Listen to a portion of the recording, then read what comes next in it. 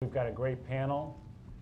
We've got a lot of material, and now we have less than an hour to get through it all. And we're going to do our best. And I know you're going to have questions as well.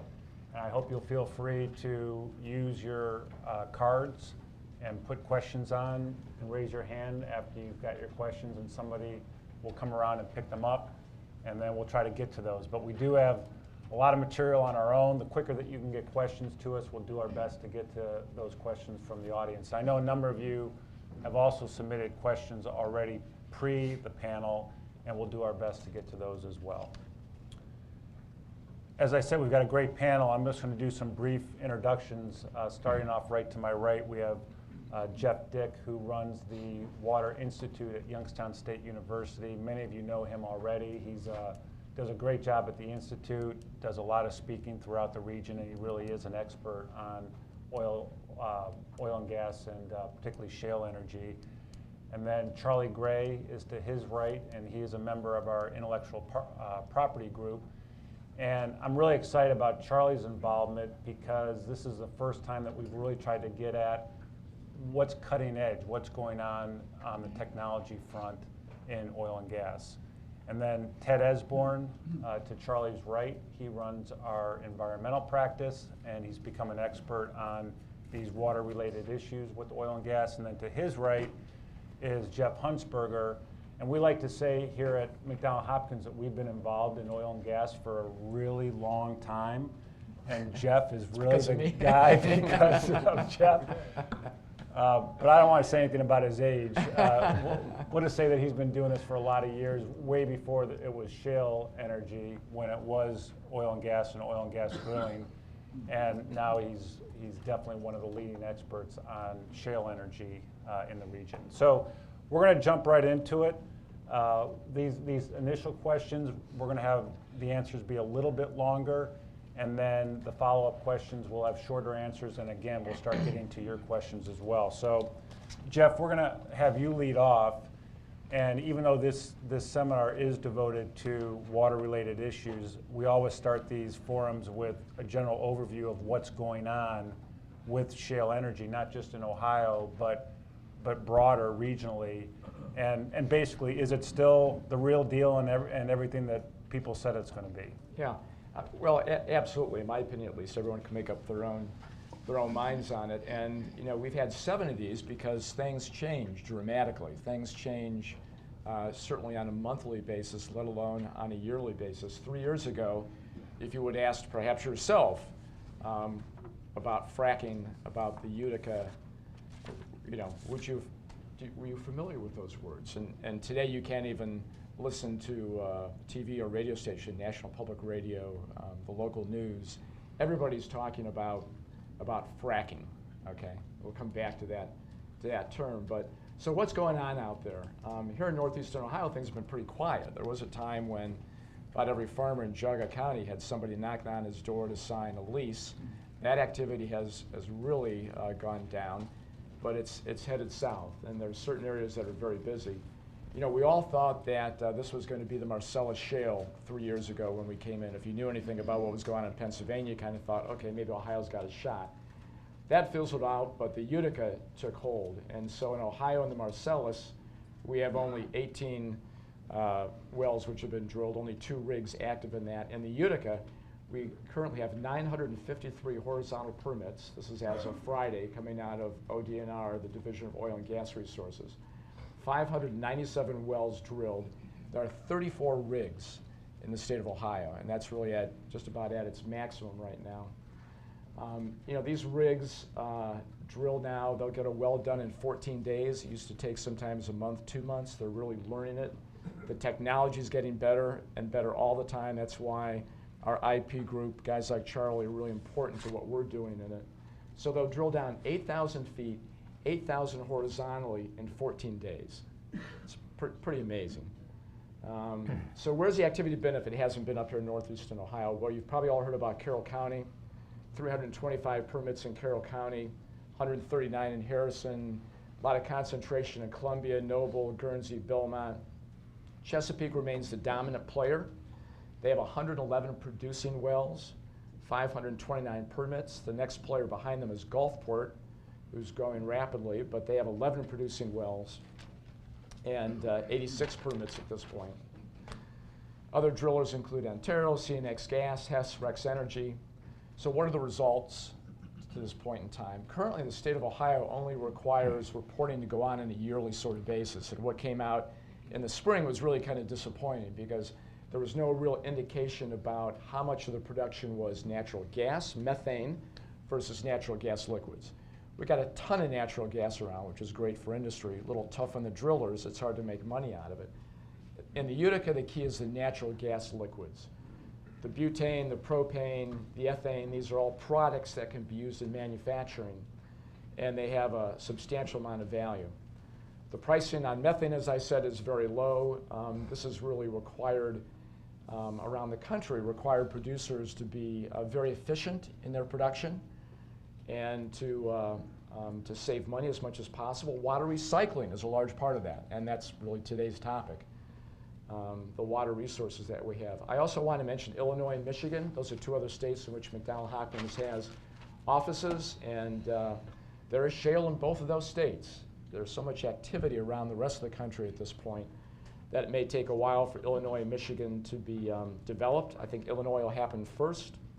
You have the new Albany Shale there in southern Illinois, and there are companies gearing up to do that because why? It has natural gas liquids from what they can tell. Back to northeastern Ohio, not much going on. You go down to Portage County, Trumbull County though, 13 permits in Portage, 14 in Trumbull County. Up here, 1 in Geauga, 1 in Ashtabula. I'm convinced that this northern area will develop eventually as well, but the hot spot clearly is more around Carroll County, south of there, moving into areas like Washington County. Washington County, a year and a half ago, no one thought it had any potential at all for oil and gas. And now it's some people have described as kind of the next logical pearl in just some huge, huge wells that have been developed down through Noble and Guernsey counties. So what's happening nationally? In 2 years, fracking, which technically means just what's going on 8,000 feet deep when they're breaking open that rock and drawing the hydrocarbons out of it, but people refer to it as anything having to do with oil and gas today, so I'll use that for now.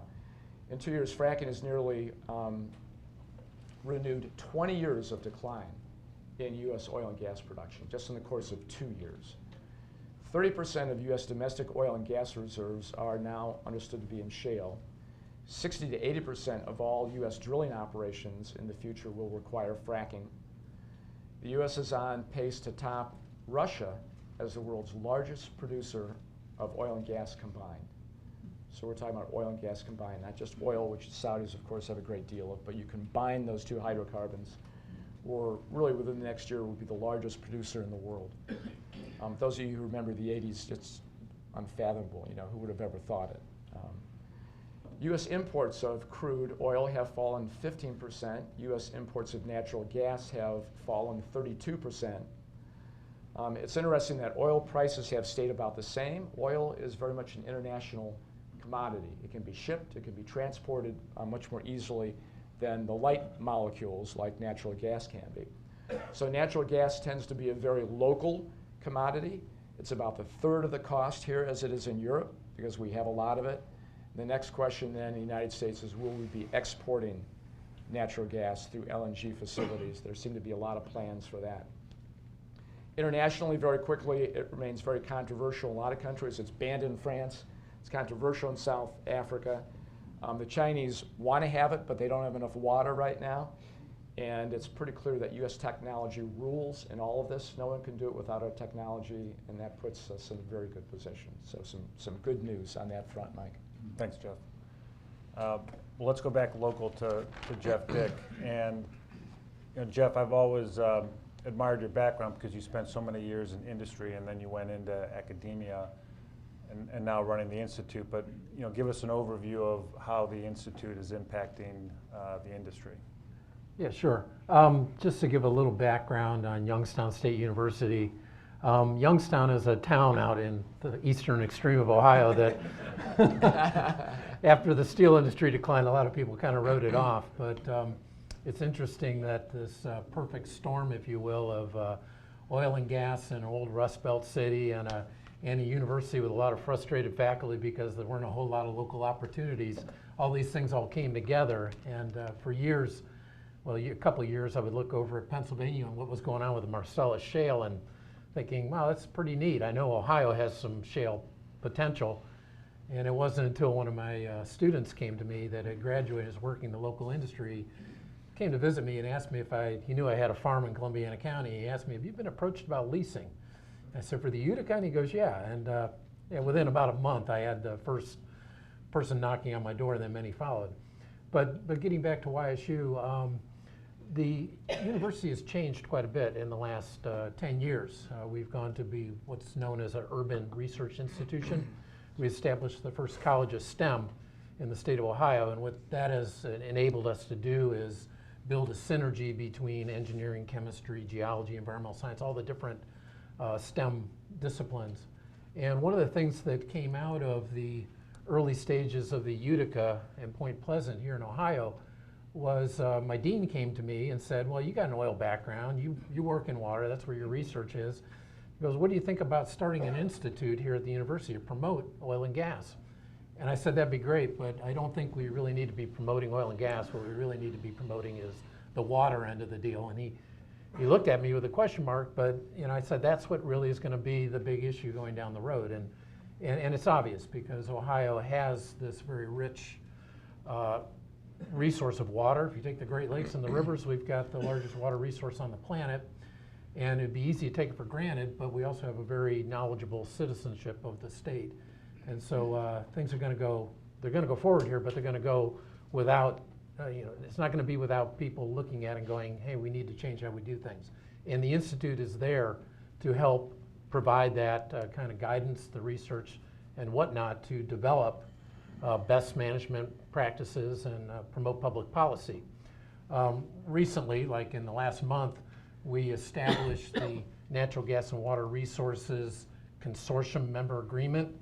And what that's designed to do is bring different players from all aspects, all your stakeholders, whether it's industry, regulatory agencies, academia, environmental awareness groups, non-government organizations, bring them together to try and solve water issues rather than confronting them like some organizations like to do and say, we want to stop this in the tracks. The best way, in my opinion, to work with oil and gas is to make sure it goes forward in an environmentally friendly way and bring everybody together to work on it for a common goal. And the economic incentives for Ohio are immense, and I think it's a great thing. And so with that in mind, we established the consortium, which I do have copies of it available for you to look at, and my assistant here, Diana Alexander, she's got a whole bag full of these folders, which you'll find inside of it, basically a description of what the consortium is about, and then an actual about 14-page document showing you what the agreement is like. So I'd like to just make you aware of this, and if you have any questions, see me about it or ask Diana for a copy of this folder and take a good look at it. But exciting times in Youngstown, Ohio. Great. Thanks, Jeff. Okay, Ted. So right on the water issue here in Ohio, Ohio passed legislation, many of you are probably aware of it, this year to revamp how it's going to deal with water issues with the shale industry. And Ted, maybe you can give us an overview of what's in the law, when it takes effect, and how you see it impacting the industry. Sure, Mike. Well, the changes were actually in the state budget bill, where all the sausage is made. And out of the 1,500-page bill, I think 3 or 4 of the pages were the water sausage. But there were some significant changes. One of those is that as of January 1st of next year, 2014, a permit's going to be required to store, recycle, treat, process, or dispose of brine or other waste substances associated with oil and gas exploration or production operations. Hasn't been the case so far. Brine disposal and handling has usually been handled or addressed by the state in the general installation permits granted for the construction of wells. But as producers and operators have been trying to reuse and recycle waste materials, flowback water, brine water, as much as possible, the state now sees an interest and need in permitting those operations separately. So anybody after January 1st of this coming year who is going to commence those kind of operations is going to have to get a permit for it, even if they already have a permit for their well. Now, those few entities who have been doing it up to this time are grandfathered in if they have approval now from ODNR. And ODNR has granted informally certain facilities permission to do this kind of activity. Chesapeake, for instance, has a recycling plant down in southeast Ohio. Don't have a permit for it because it wasn't a permit structure available. But now statutorily we have it, and those permits are going to be required going forward as of January 1st. As part of that thought as well, the state is now going to allow surface impoundments constructed of synthetic liners that can only be used for the temporary storage of waste substances used in construction, stimulation, or plugging of wells. Heretofore, you've only been able to put those waste substances in tanks. But the state has now come to the conclusion that these materials can be better handled, better centralized, better recycled if they're stored in larger quantities. So they are going to allow surface impoundments. The regulations are being promulgated now. It'll be interesting to see how they define temporary storage, how long these facilities can be there, and how long waters can remain in them. It's clear in the legislation they cannot be used for permanent disposal, but it is a step, again, toward enhancing recycling efforts.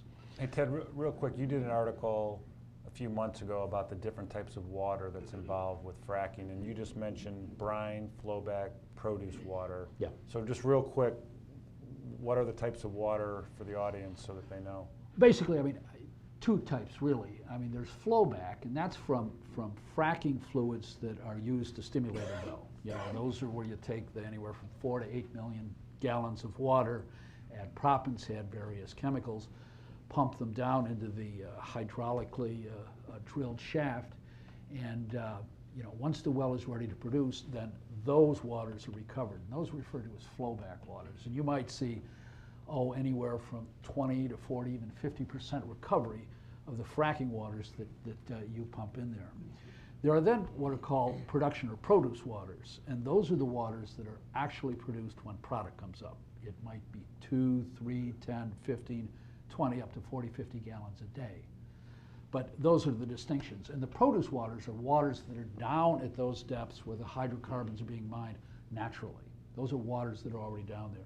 The flowback waters are waters that are introduced from the top and then come back as production And takes brine place. is what? Brine is basically production water. It's called brine because of the high salt content that's present down there. And I'll use that to segment into the next facet of the bill that affects the fracking industry, and that's the fact that the budget bill also has a provision that makes it easier for well operators to dispose of radiation wastes. And that's important to them because as we get down to these depths of 8,000 feet where oil and gas is being sought, there's also radioactive content down there. There's radioactive content up here. Right? Anybody who's bought a house in the last 10 or 15 years probably had a radon test done. And you do that because our soils naturally have elements of thorium, radium, uranium, and as these things break down, they produce radon gases. And you have homes checked for them periodically. When you get down to deeper levels, the levels of radiation become more intense, and as you pump fracking fluids down, or as produce water comes up, as drilling muds come up, they're all contaminated to some extent with radiation. The liquids aren't that hard to get rid of because if you're not going to recycle those liquids, you dispose of them in an injection well, and they go down to about the depths where they came from. The solids are a little bit trickier. You obviously can't pump those down the well. What Ohio has done is said that the term is T-norm. I'm not going to go into a long discussion of that, but technologically enhanced, naturally occurring radiation material. Any T-norm coming up, if it's tested and found to be less than 5 picocuries above the background of the landfill where it's going, you can send it to a solid waste landfill and it can be disposed there. The well owner will have to sample the material to make sure it's under that 5 picocurie limit. And then the receiving landfill is also going to have some kind of mechanism or process to confirm that it's less than that threshold. And they're also going to be required to regularly monitor both the leachate water sifting through the landfill and the groundwater below to make sure that radiation isn't accumulating there. But should be of great help to well owners. Last thing I'm going to touch on just briefly is another change that the legislation made was as of March 31st of 2015, all well owners are going to have to report to the state the point of origin, that is the point of manufacture for all piping and tubing they use in their wells after that point. Great, thanks, Ted. Charlie, so we have an IP attorney here on the panel today. That's right. It's a good thing. Oil and gas industry, really old industry, and technology doesn't necessarily get its due for this industry, but we all know that that's not the case. There's some unique characteristics of this recent evolving of the industry that technology has played a major role. Why don't you just give us a little bit of a snapshot of how technology is playing a role? Absolutely. Thanks, Mike. You know, we all know about the recent boom in the shale energy industry, but what a lot of people don't realize is that the current industry and the recent boom is really born out of two primary breakthroughs that happened a while back. Oil and gas companies have known for a long time about the existence of natural gas pockets in shale formations. And back in the 50s and 60s, there were a lot of companies that were really investing time and money into drilling into those formations and trying to extract that natural gas.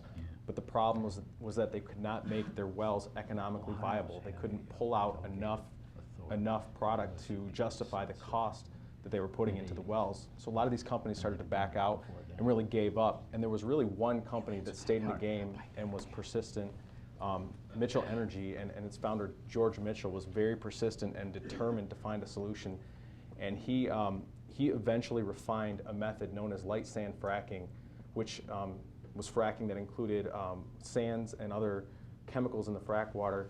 And the sands were actually able to get into the fractures and hold them open to allow a much greater volume of gas to be extracted from these wells. By perfecting that method, that breakthrough allowed them to make drilling into the shale economically viable. At the same time, there were also other companies that were looking into directional drilling and eventually horizontal drilling. One company in particular, Devon Industries, did a lot of work, especially in the 80s, with really perfecting some methods of horizontal drilling where they can actually drill out horizontally into the shale and greatly expand the footprint of a single vertical well. What happened then in the 90s and 2000s is that these two technologies came together and really revolutionized the industry and became the standard for what's done today. And we've seen these two breakthroughs really overcome some big obstacles in the industry. There's some new obstacles now, like what we're going to talk about today with the water, and technology is again going to be at the forefront of solving these new problems. It might not be big steps like what we saw with these two breakthroughs, but there's going to be a lot of incremental improvements to existing technologies to hopefully overcome these problems. Great. Thanks, Charlie. Okay, we're about halfway through, so now we're going to pick it up. We're a little bit behind on our questions. So Jeff, picking up on Jeff Huntsberger and just the broad picture of economic activity, you're right somewhat in the middle of it in Mahoning County. What are you seeing as far as economic activity, and maybe even get into your sense projection-wise of what's going to happen in 2014? Sure. Well, you know, Eastern Ohio has been a depressed area for a long time, so when you start infusing the billions of dollars that are going into all this drilling activity and the infrastructure, midstream, whatnot, you see some obvious signs or benefits of that. And in the Youngstown area, I actually live in Columbiana County, 25 miles to the south, where there's been a lot of active drilling right around my house. But one of the things that you see is new industry coming to Youngstown, expansion of existing industry. V&M Star is a great example. We got Exterran that does blowout preventers and other wellhead equipment. Weatherford Industries, they've all located into Youngstown. $10 billion in investments in infrastructure just this year alone in midstream. And it just goes on and on and on. Coming into town, there's a Ford truck dealership that up until a couple of years ago had a handful of trucks sitting out there by the interstate. Now they probably have 150 of them on the lot. And so it trickles down. And so welders, construction jobs, it's just amazing what is happening in my area. And from my house, I can draw a 10-mile radius out, and I've got about 20 well pads within 10 miles of my house. And so I get to see the activity. It's a little slow right now in Columbiana County because they're waiting on the infrastructure, but it'll be picking up this year. Now, as far as forecasting ahead to 2014, with all the midstream infrastructure that's going into place, and we've got over, as Jeff had mentioned, we got over 500 wells that are drilled already into the Utica, 169 of them producing. There's a lot of wells still to come online, and what they're waiting for is the infrastructure, the midstream, and the gathering systems to reach out to those well pads. And so as that part of the infrastructure grows, we should see an acceleration in the rate of drilling. Many of the pads have, up in my way, have only one well on them, and they're waiting for that infrastructure to arrive so that they can justify drilling additional wells. So I think 2014 is going to be a great year. Jeff, any risks that you see in seeing that all develop? Well, I think the risks divide into two categories. One has to do with title to property, something called the Dormant Mineral Rights Act out there, where the rights of mineral owners can actually go back to the surface owners. So we're seeing a lot of litigation between various parties who have an interest in obtaining $5,000, $6,000, $7,000 an acre as a bonus, and potentially family changing royalty payments throughout their lives. So that's one category. Another category I think really still remains the environmental. You get articles like in The Guardian that says fracking produces annual toxic wastewater enough to flood Washington, D.C., okay? And growing concerns over radiation risk as reports finds widespread environmental damage in an unimaginable scale in the U.S. And you really read through the article, and there's no science behind it. There's really not any concern. Just know what seems to be a legitimate concern. Now, does that mean the oil and gas industry is safe, entirely safe? No, absolutely not. But the risks really are not with the fracking. Jeff, you may want to expand on this with what's going on down below. The risk is whenever you're drilling pipe through aquifers, and we've been doing that in Ohio since the 1860s. It's actually less likely to happen to be a problem today than it was then, because the technology is so much better and the money they put into these wells is so much better. And the state of Ohio has investigated water spills or any concerns with respect to the groundwater. Since 2010, they have found 6 instances, and they all have to do with original vertical wells, not horizontal wells that were drilled previous to the shale situation. So, but at the same time, you have Pew Research having done a poll of Americans, in the opposition to fracking. It's a bad word to begin with, right? Fracking has gone from 38% to 49%. So in terms of risk, it could all be shut off. And what people need to remember is that what methane is replacing is not wind or not solar. We feel here at McDonald Hopkins there's a good future to those. What it's replacing is coal. And coal has twice the amount of CO2 emissions as natural gas does. The environmental community ought to be really happy that that's going on. And there certainly are people in the environmental community, such as Western Reserve Land Resources, who really understand these situations. And I think it's going to turn around. But that's a concern. Right. Yeah. I'd like to just insert a little bit on Jeff's invitation. I think the general public was pretty much unaware of oil and gas activity in Ohio up until we had a series of earthquakes in Youngstown. And from that point on, there's been a lot of speculation, a lot of false information, a lot of exaggerations. And what it really comes down to, the biggest risk with unconventional drilling, shale gas, it's not having hydraulic fractures extend up to the surface and contaminate our water. It's not earthquakes being triggered by hydraulic fracturing itself. It's what the oil industry has always had to contend with, and that is the moving of potentially dangerous toxic fluids from either one container to another, from one truck to another site, through a pipeline that can burst. It's the spills that come with it, and those are the biggest environmental concerns that we have. And those are things that through careful practice and proper training and best management practices, those kind of things can be greatly minimized. And so I firmly believe that shale gas can be done in an environmentally responsible way. And it's here in Ohio, I think, where we're going to set the standards for that. Okay, you opened the door to the earthquake issue, so let's just follow up on that on injection wells. Let's jump ahead a little bit, Ted. If you could talk a little bit about injection wells, and in light of the comment about the earthquakes, I think some people wonder why do we use injection wells, and why? I mean, the EPA, it's their preferred method of disposal. Why? What is it about injection wells? They work. Very simply, they work. I mean, there are over 100,000 injection wells being used in this country now. We do hear stories about the North Star well in Youngstown and a few instances where things have gone wrong, but in 99.99 whatever percent of the circumstances, they work. They work because we utilize Mother Nature, we utilize impermeable stone layers, and we utilize gravity to put, for the most part, contaminants that came from those depths in the first place back where they came from. This is especially true with produced water. But I mean, you never hear of problems of radioactive contaminants a mile and a half down on the surface bothering us, because we're protected by gravity, we're protected by rock, and that's where we're putting these things. US EPA prefers them because their task in passing the Safe Water Drinking Act was to protect the nation's drinking water sources, groundwater and surface water.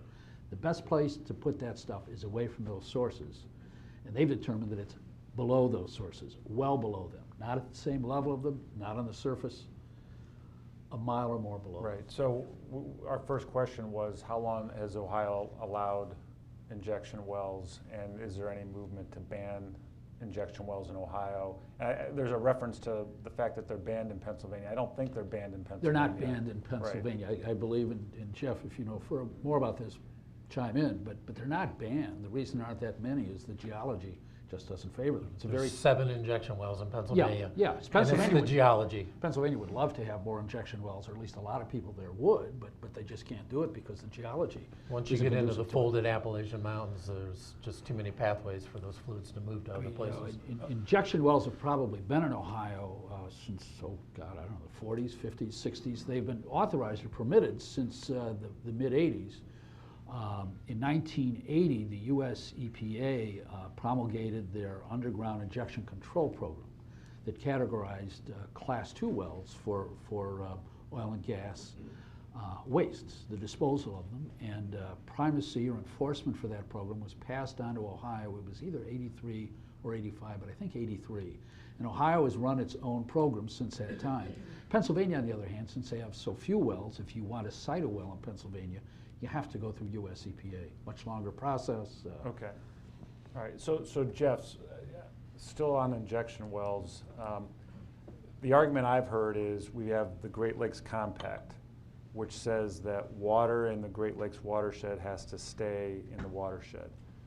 But what's the implication of taking water from a watershed, whether it's the Great Lakes or the Ohio River watershed, and sticking it a mile or 2 miles down in the ground? And is that something that, over long term, that we can continue to do? Yeah, what you're talking about is taking fresh water from the surface. Can't take it out of the Great Lakes, but Muskingum, the Ohio, taking that water and using it for hydraulic fracturing. And then once you've done that, you've tainted the water. And so when you bring it back, when it comes back as flowback, what becomes of it? And what becomes of the stuff that remains underground? Well, it's not environmentally sustainable, even though we have unimaginable quantities of water in this part of the country. We can't afford to waste it. And so the idea of taking fresh water and then injecting it ultimately, because it was used in the hydraulic fracturing process, deep into the earth where it will stay for millions of years, just is not acceptable to really anybody. And so if you think about it, water is our most important resource. It's far more important than oil. In the end, that's what was going to sustain us. And so it's not a sustainable practice in the long run.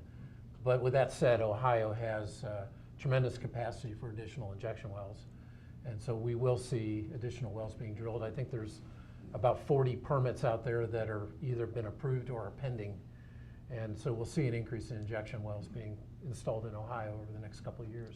And this isn't just new fresh water that's going down into these wells. It's primarily production water. Over the course of a well is going to bring up to the surface far more production water than that original flowback water that was put into the well. Well, and just to be accurate on that point, yeah. for instance, the Marcellus now, I think the Commonwealth of Pennsylvania determined that in 2012, there was 3 times as much flowback water as production water, which makes sense because all these real wells are being drilled Today, and stimulated now.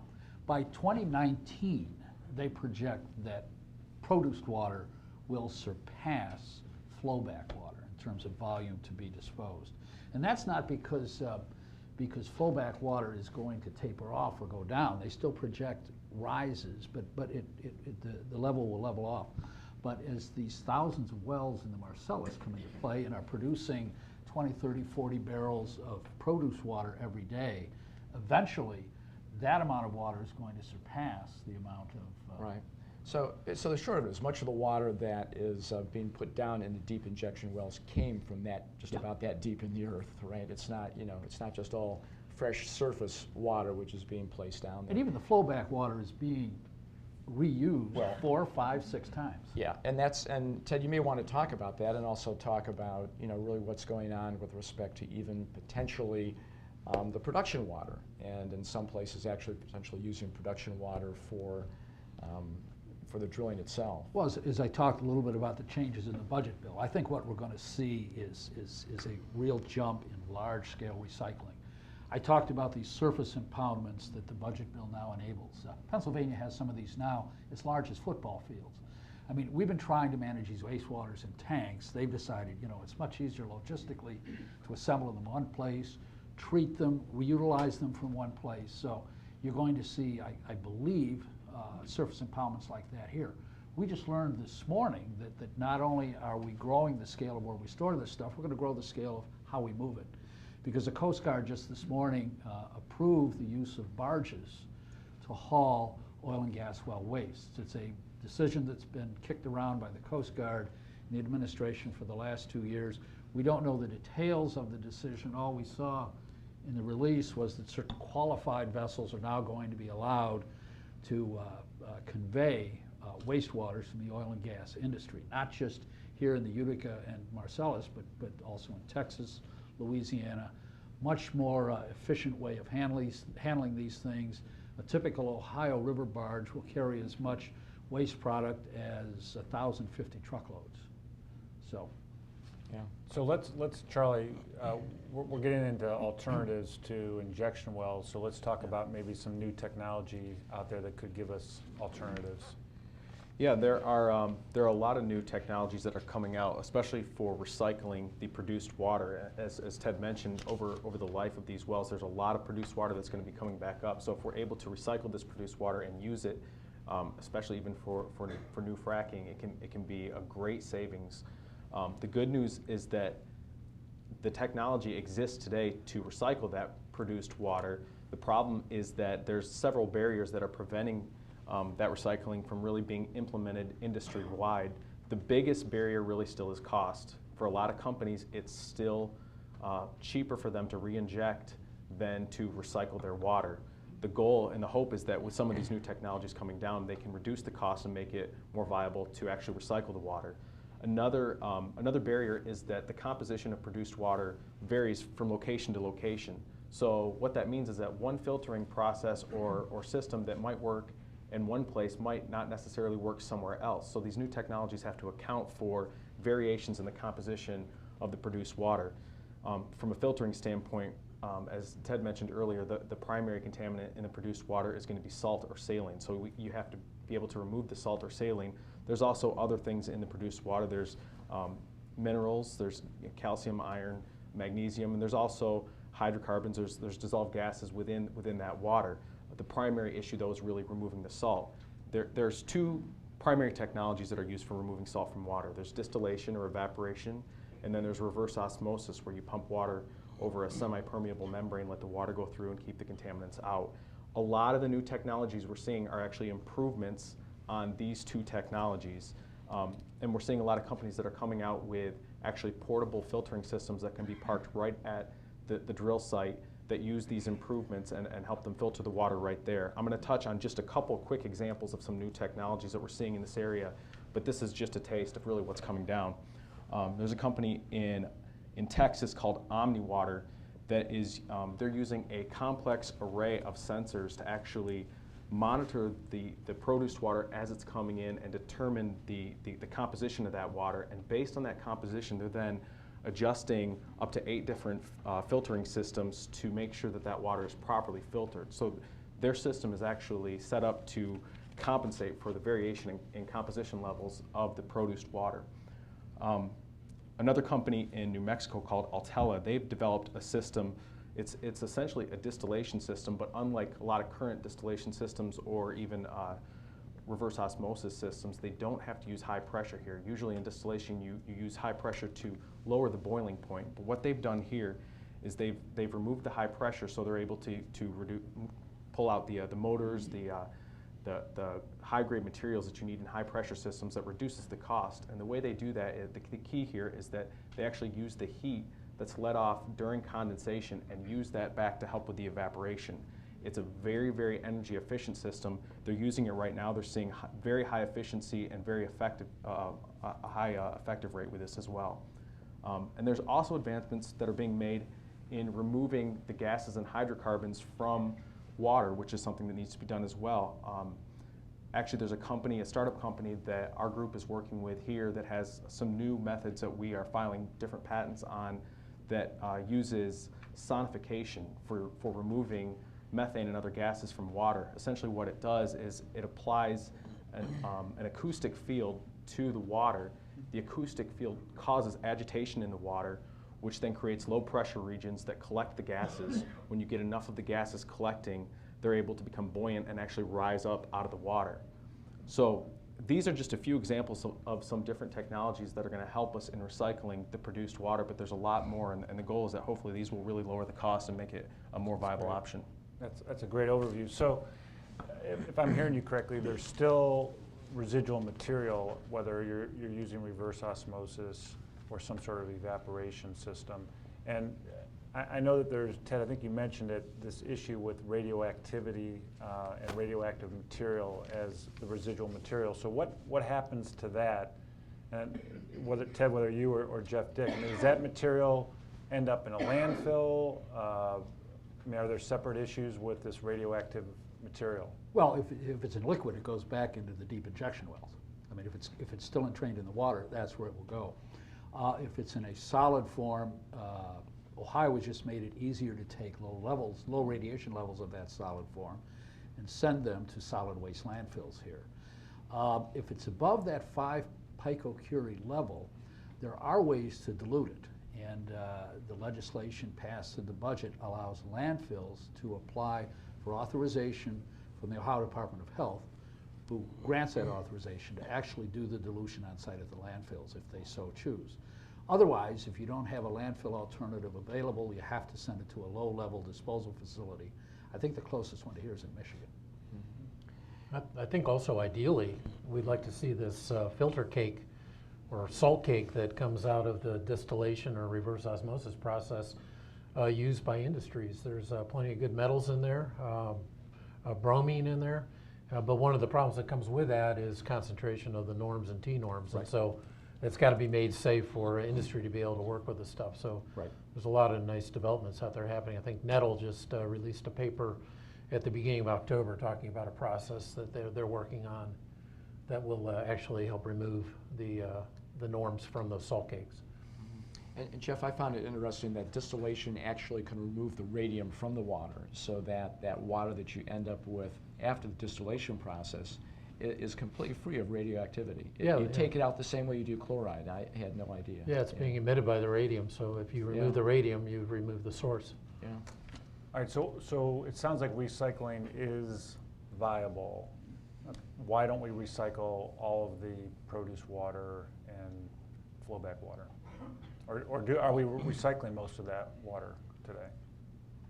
Well, I think as you heard Charlie give those examples, a lot of this research is going on where? Texas, New Mexico. Yep. That's where the advances are taking place because they are so desperate for water there. I mean, Texas is in a drought. flip side is I read an article last week about Colorado. Very little recycling going on there because water is so plentiful and available. Here we're kind of in the middle. I mean, we do have a lot of water here in Ohio, although we're somewhat constrained in using water from the Great Lakes Basin. It's more the costs in transporting wastewater here to wells. You know, as Jeff said at the beginning of the program, most of the drilling's taking place in southeast Ohio. Most of the disposal is taking place in northeast Ohio. The wells are up here. The top 6 counties where water is being disposed, 4 of them are northeast Ohio. The top county for disposal, you might have seen this in the Akron Beacon Journal, Portage County is the #1 county for disposal.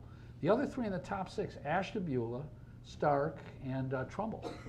Now you heard Harrison, Carroll, that's where it's all taking place. Why is it happening up here? I mean, we kind of caught a break. And many of you are probably aware that most of the injection wells are here in Ohio. You know, you say, well, why did they put them in the northeast rather than the southeast while the work's going on? Those were here beforehand, or before the Marcellus and the Utica. There was a, what was the Clinton? The Clintons, the Clinton primary Shale. formation. Clinton Sands. Clinton Sands that we were drilling in the 70s and 80s, and we cited both injection wells for that work and production wells that are now or have been converted to injection wells. But we just happen to have a supply of wells up here in northeast Ohio that fortunately are taking the Ohio wastewaters, but they're actually taking more from Pennsylvania and West Virginia. I think the public perception in this is really important as well. You know, we do have a tremendous amount of water. You can debate whether it ultimately is a problem injecting all that flowback back into these deep strata. But when you ask the person on the street, what is your concern about fracking? Like the word that comes out is water, right? It's all about the water. That was the name of our previous forum on water. It's all about the water. And if the industry can show that they're recycling the water, that they're using as little as they possibly can, if they can show that they're actually cleaning the water, which has been underground for the last 35 million years through brine, that brings about a more positive public perception. So I think some portion of it is certainly the cost, some portion of it is acceptability of the whole industry. Right. Well, but let's look down the road a little bit, and Sean Logan's here from Muskegon. I mean, aren't we spoiled in that we've got Muskegon watershed and its great water resources? We got Lake Erie, we've got the Ohio River, and all the little lakes in between. I mean, is Ohio really going to lead the way in new approaches to drilling with all those water resources? I mean, I guess Charlie, I'll start with you. I mean, what does a country like China do? What does a state like Texas do? I mean, what do we see down the future to lessen our reliance on fresh water for fracking? Well, if we're looking at reducing water, there's not maybe some of these new technologies are not being implemented right now, but there are some new things, some new ideas that are very experimental that at least we're seeing patent filings and some other publications that are coming out on some new ideas to reduce water or even go waterless with fracking. There's actually a company that we're working with right now, a startup company that has some great ideas, and we're helping them file some patents on this to come up with a method that would greatly reduce or maybe even remove water from the equation altogether. It involves actually using a non-condensable gas and putting it into an injection well and having extraction wells and using the gas to actually force the natural gas up through the extraction wells. There's other methods that use propane gel or even compressed air for the similar ideas that are out there. A lot of these are still very experimental, but they could be coming, somewhere down the line. That's one way that you could see a big reduction in water. The other really is kind of some of these other recycling methods we talked about. Right. And Jeff, so let me ask you a little bit different twist on the question. Ohio's not first. I mean, Texas was first. Pennsylvania's way ahead of us. South Dakota, right, exactly. So can we be a leader in best practices when we're trailing those other states? I mean, what's the opportunity for Ohio to be really active? I think Ohio is poised to be a leader in establishing best practices, and the reason's really pretty basic. When you look at states like Texas, Louisiana, Oklahoma, these are oil-based economy states. You come to Ohio and you're looking at agriculture and industry and people that really value what you could call the enduring natural resources of soil, water, wildlife, forests, those sorts of things. And so you're looking at a completely different environment for drilling activity. And you couple that with the fact that even in the rural areas of Ohio, the land parcels, I mean, if you have a 1,000-acre farm, that's a really big farm in Ohio, which in Texas really isn't. And so there's a lot of individual landowners involved in any of these leasing operations. And so it's a whole different atmosphere, I think, in Ohio. And in Ohio, we've got the lead. We've got a lot of, as we're seeing right here in this presentation, this panel discussion, there's already a lot of issues on the table about water, and they're not going to go away. And so I think Ohio is in a great position. Team up with Pennsylvania with the Marcellus, and we got two very similar states with similar problems. Back to you, Jeff Dick, on just practically, how does a drilling company manage this issue? Do they manage it internally? Do they use consultants like what you offer? Is it outside companies? I mean, what's on the ground? How do they deal with the issue? It's a little mix of all of those. All the operators will subcontract their work out, but internally research investigations are being done on how to operate more efficiently, how to bring down your costs, how to deal with some of the water problems that we've discussed with here. And just to give another little plug for our new institute at Youngstown State University, this is what we're designed to do. And so over the next month or two, you're going to see a lot of activity in our consortium agreement to bring together the different industries, the academic players, and whatnot to try and solve these problems. So Okay. I think we've got the lead on doing this. All right, Ted and Jeff, we've talked a lot about the states. Ohio's got a new law. I guess I'm somewhat surprised that the federal government has not preempted the field on this topic. I mean, what's going on, federal government vis-a-vis the states? But politically, to begin with, if you look at the Obama administration's plan for energy into the future, it relies very, very heavily on oil and gas coming out of the United States, in particular out of the shale. So on one hand, of course, they, like everyone else, wants to make sure this is done properly. But on the other hand, they are not about to kill the golden goose. They understand how important this is to the U.S. economy. And anybody who lived through the 80s understands how scary it was to be really beholden to the Middle East. You can see changes, I believe, already in U.S. policy in terms of how willing we are to alienate, upset Saudi Arabia by some of the things that have been done in Iran and Syria.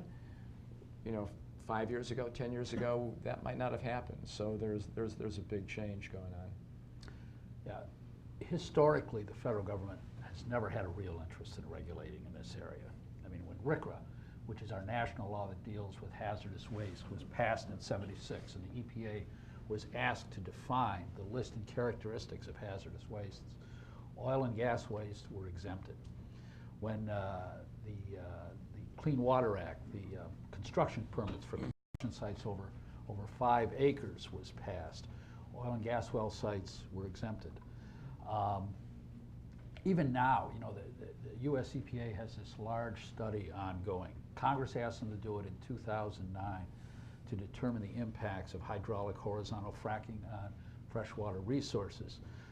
There was supposed to be an interim report out last year. It came out, and all it really did was redefine the scope of work. Just a framework. It was supposed to be done in 2014. There was a conference at Case Western Reserve about 2 months ago in town where the head of research for the US EPA on oil and gas issues was here. She said it wouldn't be ready until 2016. Supposedly, this is going to be the framework for governmental regulation in this area. This administration obviously doesn't want to see any of that regulation happen on their watch. I don't think the federal appetite the federal government has the appetite to get involved in this. Historically, they haven't, and there's no signs that currently they do either. Yeah, we have this little quaint thing called federalism, and as Ted said, the theory with oil and gas always was that the problems that are in Texas are not the same as the problems in Ohio, and the problems that are in South Dakota are not the same as the problems in Colorado, and because of that, it's best left to the states to really regulate those things. And so far that seems to be holding. And again, I predict, I think, Ted, as you do, that we're not likely to see huge federal involvement in things. I mean, frankly, they're having trouble really regulating their own national lands. I think twice now they've come up with proposals for drilling on national land and on Indian land. And I don't believe that they really have anything decided fully yet. Okay, so last question, do a little prognosticating. I read something recently, they were talking about the decline rates in these wells for horizontal fracking, and they were talking about it negatively. The decline curve was very steep, and somebody was even projecting that really we're looking at 10-year cycles maybe on these wells, not cycles, but 10-year lifespans on these wells. So where is Ohio right now, and what's your view on the 10-year opportunity versus, what was it a year ago? It was a 100-year supply of, 100-year new supply of natural gas. And I guess in the context of, I mean, is this a short bridge to, renewables, or is it a long bridge which will allow us to, really figure out our renewable strategy? So we've got maybe everybody who wants to take 30 seconds on the last question here. I'll start at this end. I think it's a longer and safer bridge to renewables. I'm still convinced that renewables are the future. And I think that people have to get over the fact, though, that it's not an immediate need. Renewables don't take the place of coal. They're not a base supply. When the wind doesn't blow, when the sun doesn't shine, you have a problem. But I think long term we will see renewables. I think we'll see better batteries, and I think this group getting together maybe 15, 20 years from now, we'll be talking much more about that. I'm going to pass. It's I've read those articles about the sharp decline, and no one knows. Yeah, I don't know. I don't know how much credence to give them. Some people say 100 years, some people say 10. Not smart enough to figure that out. Trying to keep us on time, too. Thank you. Well, being the geologist at the table here, I'll have to add something. If you look at the Utica, and this is just getting away from it for a moment, the Utica, the hot areas in the Utica are down in the southern part of the region where it appears as though the Point Pleasant, which is actually being drilled, is overpressured. And so the decline curves, the initial decline curves, aren't like they are in other states. So every shale gas prospect is going to be different. It's just a matter of defining the hot spots. Now, if I go back to when I was in high school back in the 70s, I remember hearing this over and over again, that by the year 2000, we will deplete all of the oil and gas reserves on the planet. But at this date, 2013, we actually have more reserves now than we ever have. And technology changes everything, and shale gas is just one example of that. So I don't think oil-based energy is going to go away, but in the long run, it is a finite quantity, and so we do have to look other places. Great, thank you. Well, thank each of you for participating on the panel today. It was very informative to me, and thank everyone in the audience for being here and joining us, those of you that joined us on the webcast. I'll point you one more time on your program to the Business Advocate, and the URL is right here, businessadvocate.mcdonaldhopkins.com. And it's a way for you to participate with our energy group. You can post comments, you can see what people are talking about, you can get access to all of our energy materials. So we hope you will become an active participant in the Business Advocate. Feel free to email us questions, and we'll get back to you post this event. Feel free to come up and talk. I think everyone's going to stick around for a little bit and is available. But again, thank you for coming, and have a good day. Thank you.